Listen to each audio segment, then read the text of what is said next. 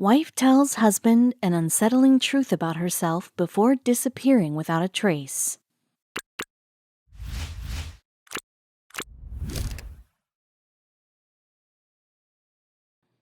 Anna was the perfect combination of the brain with beauty. She was intelligent, pretty, and young. The girl had a charm that would draw people towards her, but the man who attracted her attention was Alex Chapman. The two met at a party and got along instantly. The two looked perfect together. They tied the knot after dating each other for 5 months. Their marriage marked the end of their love story and the beginning of another one that was full of dark twists and secrets. The beautiful Anna began to change after marriage. Soon she became a stranger for Alex. There was no love, trust, or understanding between them. The only thing that remained between them was many secrets that Anna had kept from him all throughout their marriage. Secrets that later on cost the U.S. Before disappearing, Anna told him a secret about her family that took his breath away. Anna was completely a new person to him now. He felt as if he was living with a big lie throughout his marriage. Alex said, "I thought I knew her." Anna was born in Stalingrad, Russia, in February 1982. She was born into a wealthy family and had always lived her life in luxury. The girl grew up to be beautiful and very intelligent with an IQ of 162. Both of her parents were working.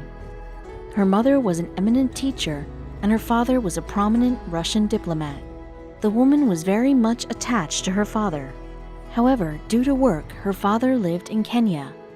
Anna had excelled herself as a student and continued to achieve her ladder of success. There was way more to her. She soon moved to Moscow to pursue her master's in economics from the People's Friendship University of Russia.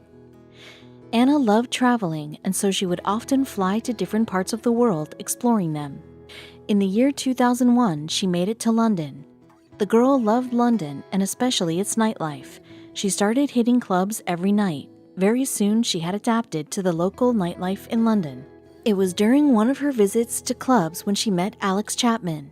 Alex fell in love with her instantly. He reminisced, "I knew right away I had to talk to her." The charm of Anna had made him smitten. Little did he know he was going to regret his decision a few years later. Alex gathered all the courage he had and stepped towards her. He reminisces, "Anna was the most beautiful girl I'd ever seen in my life. I plucked up some courage and went over to her and said, 'I'm sorry, but you're the most gorgeous girl I've ever seen.' She turned around and looked at me and said, 'My God, so are you.' I never expected that, but we got talking and spent the whole night just chatting until about 7 a.m. People go on about love at first sight, and until then I had thought it was a load of rubbish, but as soon as I saw Anna, I knew I had to be with her." They felt very comfortable with each other and so started meeting. They did not hesitate from admitting their feelings to each other, and that is how their love story began. It was going smoothly. They dated each other for 5 months. Anna would meet him by shuttling between Moscow and London. It seemed like they were living a dream. Alex was 100% sure about Anna and their relationship. So after dating for 5 months, they got married. However, they kept it as a secret from their parents because they knew that they would never approve of their marriage. Keeping their marriage a secret was tougher than they had expected. Anna would fly back and forth from Moscow to London to see Alex. Anna was still pursuing her studies, and that is why she could not get much time to spend with her husband. Alex would wait for weeks, not knowing what his wife was doing on the weekdays. Alex was a cool dude who loved partying and hanging out with friends. He loved to show off his pretty and intelligent wife to his friends.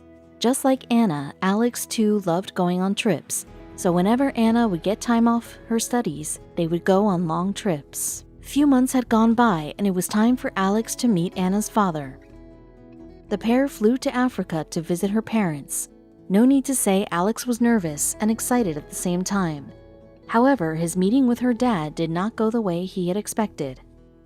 Her father, Vasily Koschenko, came across as a curious person to Alex. He felt weird vibes around her father.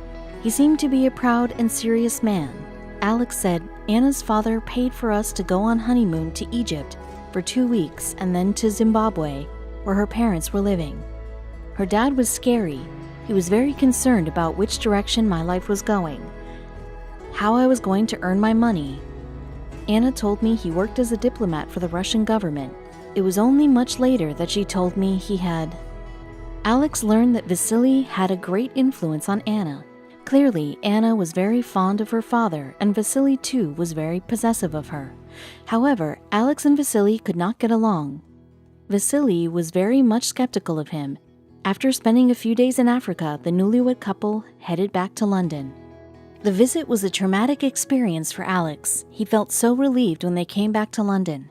Apparently, he did not like her father and tried to erase all those scary memories he had of him. But that was just the beginning. Apart from that Africa visit, everything was going perfect. Anna moved to London and soon got her English passport. She completed her graduation with a first-class degree. The woman had many big opportunities awaiting her. She joined a big investment corporation. She worked with NetJets and Barclays at the beginning of her career. A loving family and a good job. What more do you want? But despite having it all, Anna began to change. Alex could sense it. It all began around 2005. She had begun to keep things from him. Most of the time, she would stay out meeting with people she referred to as her Russian friends. But Alex was more concerned about her changing behavior. With time, she was changing into a different person. She started making excuses not to spend time with him. He did not remember when was the last time they had dinner together. Anna had become increasingly materialistic. She would splurge all her money on designer bags, jewelry, and clothes. Alex said she had never been materialistic during the years we were together, but in 2005 and 2006, after she started having these meetings with people she referred to as Russian friends, she was transformed into someone with access to a lot of money, boasting about all the influential people she was meeting. Alex had no clue what she was up to. Every time he would try to ask her, she would dodge the question. Alex suspected that she was doing it all only to fit in her new group of VIP friends. Every night she would be out attending parties and mingling with new people, and back at home, she would talk only about people she used to meet at those parties. The distance was creeping in between them. Alex recalled it was like someone having a midlife crisis but in their 20s. She would arrange to go out, but when I said I would join her, she told me not to bother because they would all be speaking Russian. She was adamant I wasn't to meet them. The couple was no more a happy couple now. Most of their conversation would be about blaming each other. Clearly, their marriage was collapsing. They would not talk much. It seemed like two strangers were living in a house. Alex said she fell in with a group of people who had a lot of influence. She would go to film premieres and became arrogant and obnoxious, always going on about powerful people she was meeting. Anna would rarely show up at her home. Alex thought that maybe her Russian friends were having too much influence on her, but little did he know that Anna was the game planner. She was up to something that he could not have imagined ever. 2006 was the year that marked their divorce. Anna decided to move back to Moscow. Oddly enough, she was going to leave behind her well-paying job and connections that she had made over the years. It did not go well with the nature of Anna. There was a lot of things about Anna that Alex did not know. Before leaving him forever, Anna decided to tell him a big secret of her family. It was about her dad, the same person that sent out weird vibes. Her father was not any other diplomat. He had worked as a top agent in the KGB, the spy agency of the Soviet. This was one of the blows that Alex was not going to get. The news got him so stunned that he could have been knocked down by a feather. Unfortunately for the man, he was going to realize that he had not married a girl, but a body layered with many secrets. Thereafter, the woman shifted back to Moscow. Many years passed by, but there was no news of Anna. People suspected if she was alive. She was gone from the world. Nobody knew a thing about her except for her family and a few close friends. Alex, too, had forgotten about her until she started to make news again. The woman reappeared in New York City. She had relocated to the U.S., but why? The woman never liked the country. In fact, she used to make fun of American accents whenever she heard one on TV or radio. What had happened in those low-key years of her life that she had decided to move to America? The woman was back. She took up a job and soon elevated to the position of the head of an international real estate business. In her free time, she could be seen making friends with people coming from the high strata of society. Anna soon got into a rumor. The rumor was that she had started seeing Michel Bitan, New Jersey tycoon. The man was extremely wealthy and successful in his business. She had met him at a party. It was one hot day of 2012 summer. Anna got a call from a stranger calling himself Roman. The man on the other side of the phone claimed that he is a Russian consular official. He wanted to have a meeting with Anna, so asked her to see him at a coffee shop. He asked her to use a code phrase. First thing the man said to her when they met was, "Didn't we meet in LA last summer?" To which Anna replied, "No, I think it was the Hamptons." Well, it was the code phrase the man was referring to in the call. Roman had worked for her. The man asked her if she can pass a fake passport to a man who allegedly is a spy the next day. The location was finalized. Now they just needed someone who could do the work of delivering the passport for them. Anna had never seen this man before. Moreover, no one had ever given her any instruction like this one. So initially, she did flinch, but after pondering a while, she took the passport from him and agreed to do the job. Even after taking the passport, she was not sure.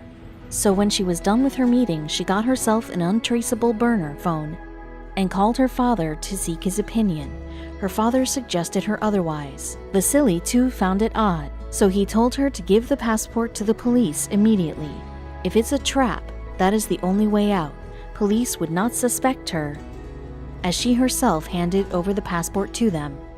However, she was already in the eye of the FBI. They had been keeping an eye on her for months. Anna never got wind of it, and the FBI had collected enough evidence to bring her behind bars. In no time, the Russian woman hit the headlines and became the face of the front page of newspapers. Her mission on behalf of Russia lay exposed in front of everyone. The details were out, and the undercover agent inside the prison. The FBI started tracking her when they caught a secret signal that Anna sent to a Russian diplomat. She transmitted the signal from a bookstore in New York. It was from there an FBI had started keeping her under watch. They tracked every movement of hers. Her meeting with Roman was planned. That was the final stage to reach and arrest her in the move. Now the game was over. She had been caught. She had been caught red-handed. The police arrested her on the count of carrying out long-term, deep cover assignments in the United States on behalf of the Russian Federation. So what was going to happen next? On further interrogation, the FBI learned that Anna was one of those 10 Russian sleeper agents that had been caught that summer. These agents had to build contacts with academics, industrialists, and policymakers to gain access to intelligence. The woman did not want to undergo a lengthy trial, and so owned up to her sins. The authorities got her to board a one-way plane to Moscow and commanded her to come back with 4 double agents who had aimed at the US and England. Do you want to know who celebrated the return of captured spies? Well, it was Russian President Vladimir Putin himself. One point to note here is that Putin himself has served as an agent for KGB. Anna, too, had not imagined this. She and other uncovered agents were treated as heroes. The government had arranged a huge ceremony in their honor. The celebration was all about fanfare and patriotic music. Alex Chapman had become a household name now. It was beyond everyone as to how she managed to pull off such a big task, that too on her own. The woman began to give several media appearances in Russia. People even started dubbing her Russia's most glamorous spy. In one of her interviews, she answered the question. She said that the secret weapon that she put in use every time she faced any difficulty was the art of seduction. Some people suspect that she even tried to seduce Edward Snowden, an American whistleblower. The assumption has been derived from one of her tweets that she directed to him, "Will you marry me?" However, Snowden is not sure if she was joking or was serious. Anna, on the other hand, prefers to dodge the question whenever asked about her tweet and Snowden. Alex, her estranged husband, had appeared in many interviews talking about his relationship with Anna during her stint in jail. In many interviews, he admitted that he was not surprised when he learned about Anna's arrest. He explained, "Whether or not she's a spy, who can say? But when I read about her being arrested, it wasn't that much of a surprise, to be honest. It made sense because of all of her erratic behavior, all these high society people she was going on about. When I told my mother, she said, 'I knew it.'" The man was discovered dead in May of 2018. According to reports, he died of natural causes. One of the family members said, "It was very distressing at the time, but he died from natural causes. There was nothing suspicious about his death. His father dealt with everything, and it was very sad, but I don't want to go into any further detail. However, there are a bunch of people who suspect it." Alex was 36 years old when he died. Anna, on the other hand, was enjoying her fame. She was running a financial consultancy, fashion boutique, and appeared in many glamorous photo shoots. The woman soon rose to become a multimillionaire. The woman appeared in a local TV show and took to politics, but that was not what surprised her fans the most. The woman disappeared again in 2015. Before her disappearance, she used to post on social media on a daily basis, but for some time she just got vanished out of thin air. Later on, it was revealed that the woman was hiding her baby bump. She came back to the limelight after giving birth to a baby boy. However, the identity of the father of her son is still a secret. Post her pregnancy, the woman has shifted her focus from modeling to a political youth movement. She has won the seat of Young Guard of United Russia. Since then, Anna can be spotted engaged in educating young people.